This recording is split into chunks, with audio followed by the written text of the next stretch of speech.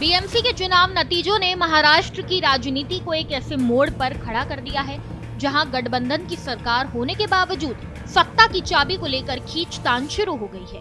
BJP भले ही 89 सीटों के साथ सबसे बड़ी पार्टी बनकर उभरी है, लेकिन मेयर की कुर्सी तक पहुंचने का रास्ता एकनाथ शिंदे के 29 पार्षदों की होटल पॉलिटिक्स ने रोक दिया है। सूत्रों के अनुसार एकनाथ शिंदे ने स्पष्ट संकेत दिया है कि वह बीएमसी में बीजेपी को एक तरफा वॉक ओवर देने के मूड में नहीं है।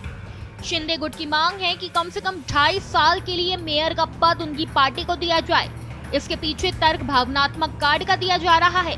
शिंदे गुट का कहना है कि 2026 शिवसेना संस्थापक बाला साहब ठाकरे का जन्म शताब्दी वाला साल है। ऐसे में मुंबई के सर्वोच्च पद पर शिवसेना शिंदे गुट का ही व्यक्ति बैठना चाहिए। ये महज एक राजनीतिक मांग नहीं है, ये एक शिव सैनिक की वह भावनात्मक अपील है जो मराठी मानुष के दिलों को छूना चाहती है। शिंदे जानते हैं कि अगर इस ऐतिहासिक साल में मुंबई की कमान किसी ठाकरे की विचारधारा वाले सैनिक के पास नहीं रही तो इतिहास उन्हें माफ नहीं करेगा। ये 2.5 साल का मेयर पद दरअसल उस शिवसेना को जिंदा रखने की कोशिश है जिसे शिंदे ने बगावत के जरिए हासिल किया था। आपको बता दें कि शिंदे ने अपने सभी 29 पार्षदों को बांद्रा के होटल ताज लैंड्स एंड में शिफ्ट कर दिया है। होटल के बाहर सुरक्षा का कड़ा पहरा है और पार्षदों को बाहरी संपर्क करने से रोका जा रहा है।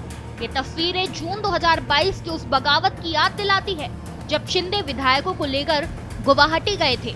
राजनीतिक जानकारों का मानना है कि शिंदे अपने पार्षदों को उद्धव गुट या बीजेपी की संभावित सेंधमारी से बचाना चाहते हैं और साथ ही बीजेपी पर दबाव बनाने की रणनीति पर काम कर रहे हैं। इस सियासी ड्रामे के बीच उद्धव गुट के नेता संजय राउत ने आग में घी डालने का काम किया है। राउत ने दावा किया कि एकनाथ शिंदे मन ही मन कभी नहीं चाहेंगे कि मुंबई पर बीजेपी का पूर्ण नियंत्रण हो। उन्होंने कहा, शिंदे जानते हैं कि अगर बीएमसी में बीजेपी का मेयर बना तो उनकी अपनी प्रासंगिकता खत्म हो जाएगी। वह उद्धव ठाकरे की शिवसेना यूबीटी ने भी रहस्यमयी बयान देते हुए कहा है कि अगर भगवान की इच्छा हुई तो मेयर उनकी पार्टी का भी हो सकता है, जिससे पर्दे के पीछे किसी नई खिचड़ी के पकने की सुगबुगाहट तेज हो गई है।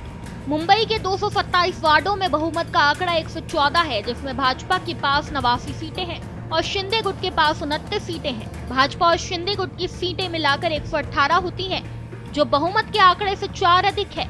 लेकिन शिंदे की होटल पॉलिटिक्स ने बीजेपी के मेयर की राह थोड़ी मुश्किल कर दी है। कागज पर बीजेपी शिंदे गठबंधन सुरक्षित दिख रहा है, लेकिन अगर शिंदे की मांग नहीं मानी जाती तो बीजेपी के लिए बहुमत के आंकड़े तक पहुंचना असंभव हो जाएगा। मुंबई अब होटल पॉलिटिक्स और सौदेबाजी के नए दौर में प्रवेश कर चुकी है। क्या बीजेपी अपने छोटे भाई शिंदे की मांग के आगे झुकेंगे या महाराष्ट्र की सत्ता का समीकरण एक बार फिर बदल जाएगा?